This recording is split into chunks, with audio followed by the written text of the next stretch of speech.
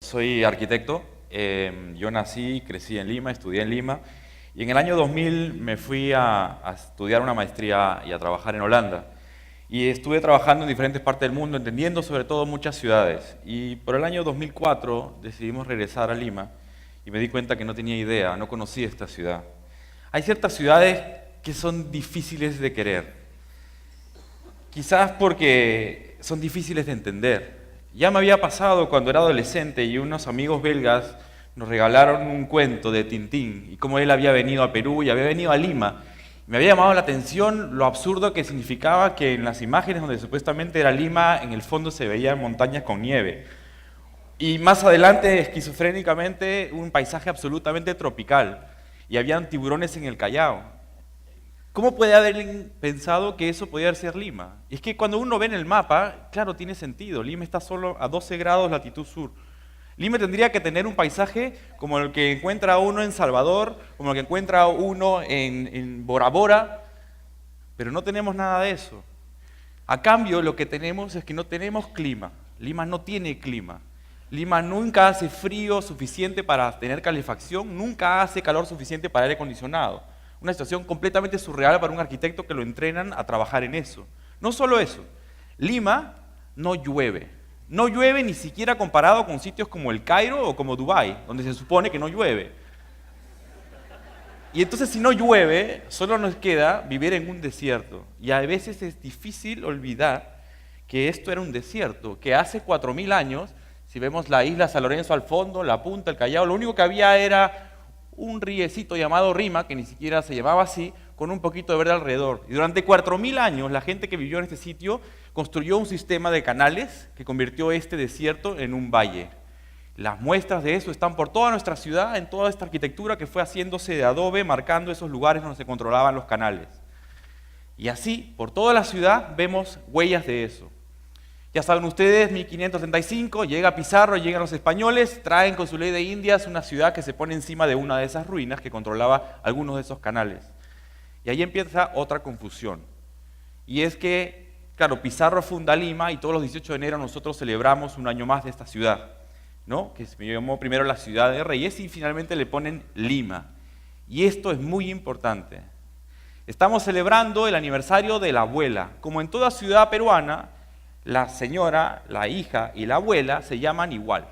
Las tres tienen el mismo nombre y eso genera confusión. Lo que nos olvidamos es que por más que tienen más o menos los mismos ojos y una sonrisa parecida, son tres ciudades totalmente distintas y corresponden a tres momentos de la historia. Y no le podemos pedir a la última, en la que vimos nosotros ahora, que es esta media loca, despeinada, que tenga tantos años haciendo cosas como en otras ciudades.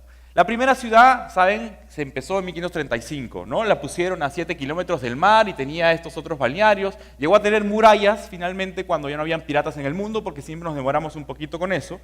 Y luego tenía una imagen característica que se ve en estos balcones que tanto nos gusta mostrar a los turistas, de los cuales nos jactamos. Pero esa es una ciudad que murió. Murió en 1920 más o menos, cuando después de la ocupación chilena empezamos a tener cada vez más gente, tiramos abajo las murallas, igual eran inútiles, y empezó a crecer y a crecer. Por primera vez ahora la Lima segunda estaba planificada, estaba pensada, se sabía en qué día casi que iba a nacer, como que iba a ser de grande, y para lo cual trajimos a los mejores urbanistas del mundo. José Luis Sert era en ese momento el tipo que más sabía cómo hacer una ciudad, vino con todo su equipo y nos dijo dónde teníamos que poner las industrias, dónde tenía que crecer la ciudad, las avenidas, el aeropuerto. Al centro de todo eso, un centro cívico, del cual solamente hemos construido un edificio, y una imagen de una ciudad jardín, moderna. Esta es la Lima Verde, que a veces decimos, ¿dónde está la Lima Verde? Es esta época que tenía la avenida Arequipa como la insignia, en donde había espacio para todos, las arquitecturas eran todos diferentes estilos, porque como no llueve, no hace frío, no hace calor, puedes hacer lo que quieras. Y así, Lima 2.0 creció ocupando esta parte irrigada por estos canales hechos antes del río Surco hasta esta zona aquí de la punta, y empezaron a aparecer unas manchitas negras. Esas manchitas negras se llamaron barriadas. En solo 10 años, esas manchitas negras habían crecido mucho. Habían crecido tanto que a pesar de que nuestro presidente era arquitecto y construía viviendas por todo lugar, no tenía cómo contener esta marea que empezaba a crecer y a crecer con un crecimiento de población cada vez mayor y la arquitectura no tenía cómo llegar a construir vivienda para todos ellos. En un último acto desesperado, el presidente Belaúnde se le ocurre, cuando ya la vivienda informal sobrepasaba la vivienda formal, 1965 por ahí, ¿por qué no traemos a los mejores arquitectos del mundo? Y con eso piensen cómo hacemos casas que podemos hacer rápidamente, innovadoramente, que puedan ir creciendo con el tiempo y que puedan sustituir a las barradas. La cosa iba bien aparentemente, pero mala suerte. Golpe de Estado. No le gustó al nuevo dictador lo que había pasado con el presidente anterior y se pudrió todo.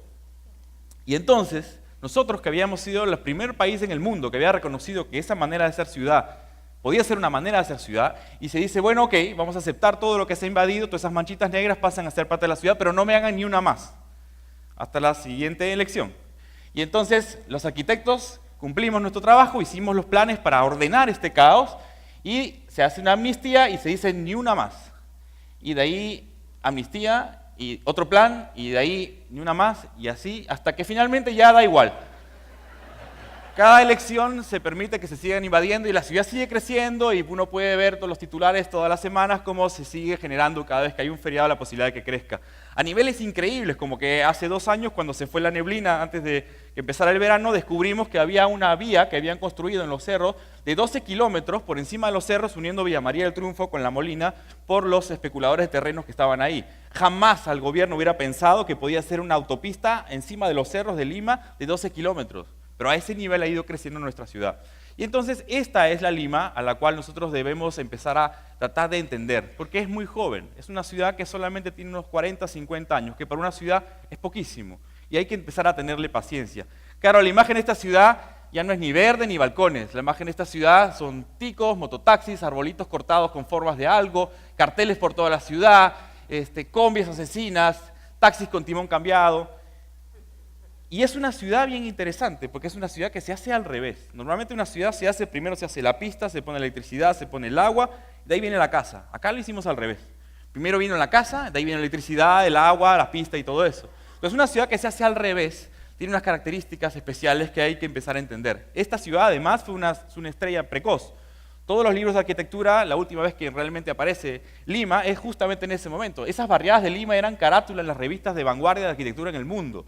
Aparecen entre los diagramas, entre diferentes vanguardias. Era carátula en Inglaterra, en Latinoamérica, Japón, en todos lados. Todo el mundo estudiaba esta manera de hacer ciudad, esta manera peruana, casi como el ideal hippie de que la gente hace la propia ciudad. Y hicimos ciudades como esta, Villa El Salvador, gana el premio Príncipe de Asturias, la gente se junta y arma una ciudad y todos se quieren y todos son felices. Y estas manchitas negras pasaron a ser estas manchotas negras que han hecho esta ciudad tan grande en la que vivimos. Una ciudad en la que el 80% de la población es migrante o hijo de inmigrante. O sea, no hay una tradición de generaciones en esta ciudad, recién nos estamos conociendo. Y 9 millones de habitantes se han venido aquí, es lo mismo que tiene todo Bolivia. En Lima hay toda la población que hay en Bolivia, o todo Suiza, o todo Suecia. Con esta cantidad de gente podemos pensar como si Lima fuese un país. Y Lima es larga, muy extendida. 100 kilómetros de sur a norte, 70 kilómetros de este a oeste, por lo tanto hay que desplazarnos todo el tiempo. Y el 80% de esta área no existía hace 50 años.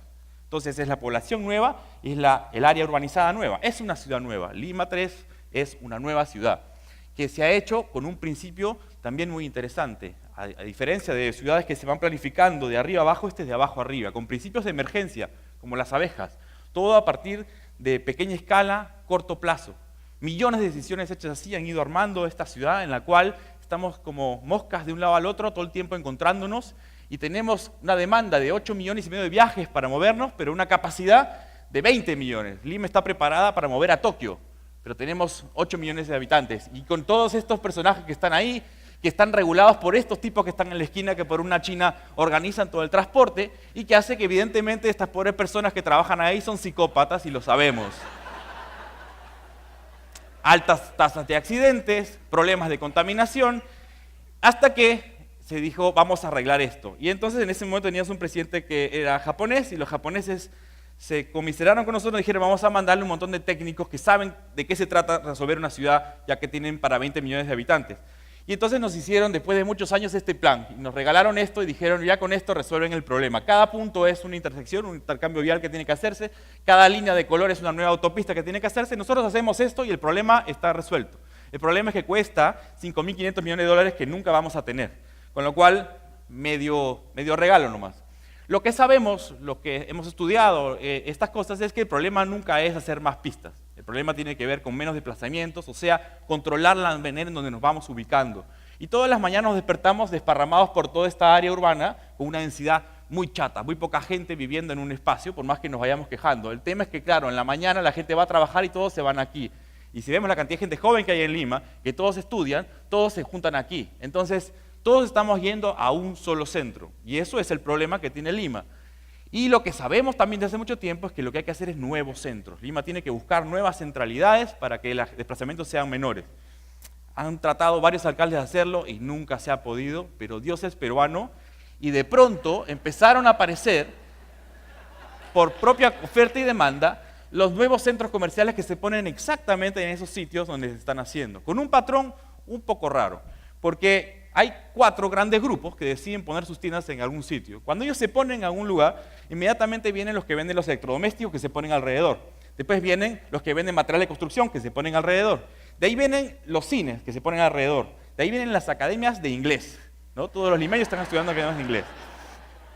Cuando hay estudiantes, automáticamente en Lima vienen los hostales. Hay una relación directa. Y siempre que hay hostales, antes tiene que haber una farmacia y después un chifa o una pollería. Con esto estamos haciendo los centros de nuestras ciudades. Todo bien por ese lado. ¿Dónde están los museos? ¿Dónde están las escuelas? ¿Dónde están las bibliotecas? Nos está faltando ese lado de la ecuación en donde la ciudad no solamente es ser un consumidor. Y entonces hay veces en que uno se olvida y quiere tomar una foto de una situación en el medio de una calle y no es una calle, es un centro comercial y aquí hay un guachimán que te dice, señor, está prohibido aquí tomar una foto. Y nos hemos ido dejando de ser ciudadanos y pasar a ser consumidores, al punto que nuestra ciudad nos bombardean por todos lados de imágenes que nos quieren vender cosas, porque somos consumidores y no ciudadanos. Y entonces nos han dividido en A, B, C, D o E. A cada uno le dan una camiseta según cuánto dinero tiene en su casa, porque somos consumidores.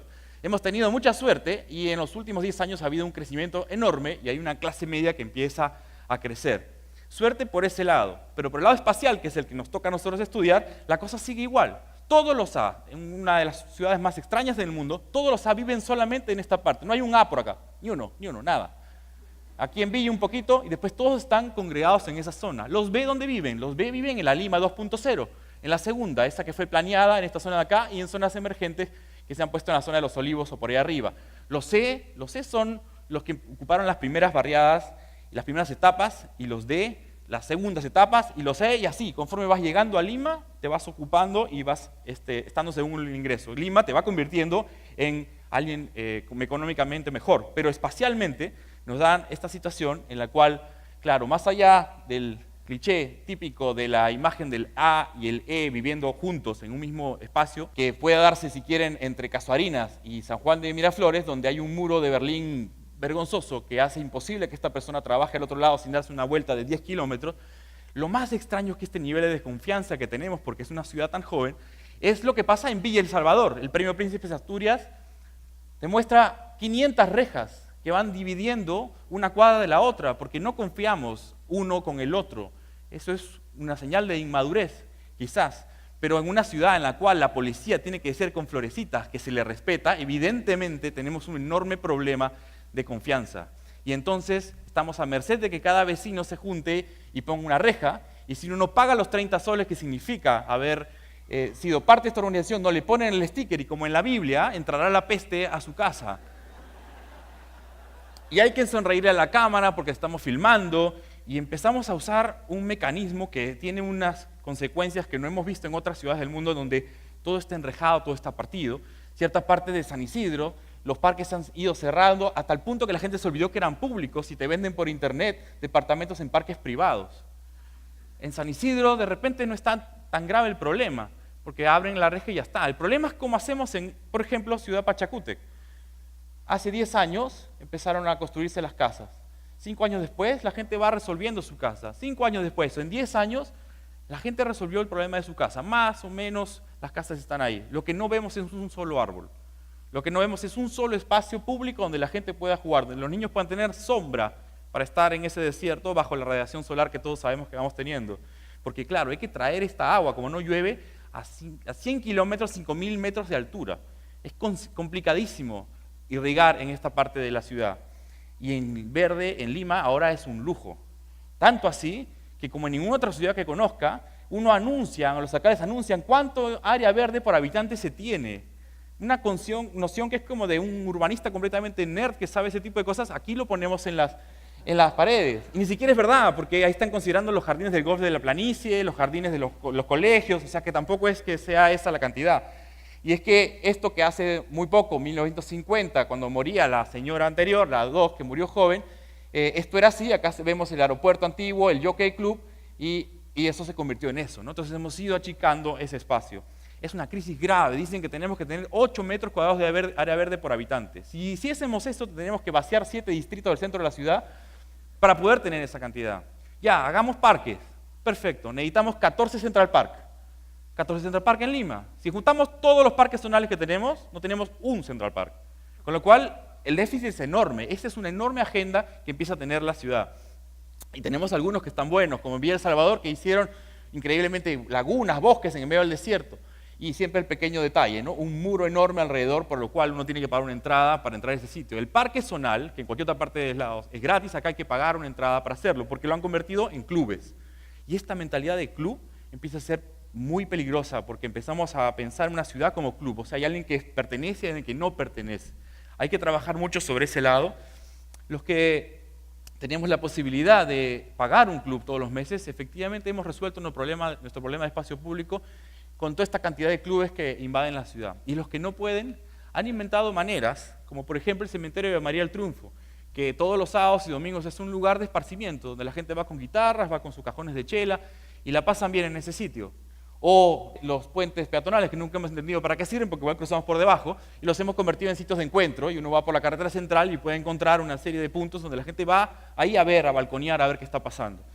Es claro que esta ciudad tiene que empezar a encontrar, conforme vaya madurando, estos lugares. Tenemos todavía las playas, todavía tenemos una serie de espacios en los cuales, conforme vayamos entendiéndola mejor, podemos ir armando una ciudad más urbanizada.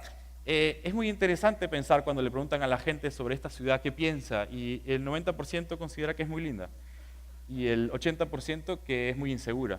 Es que es una adolescente insegura, muy linda, y a la cual hay que tenerle mucho más paciencia. Muchas gracias.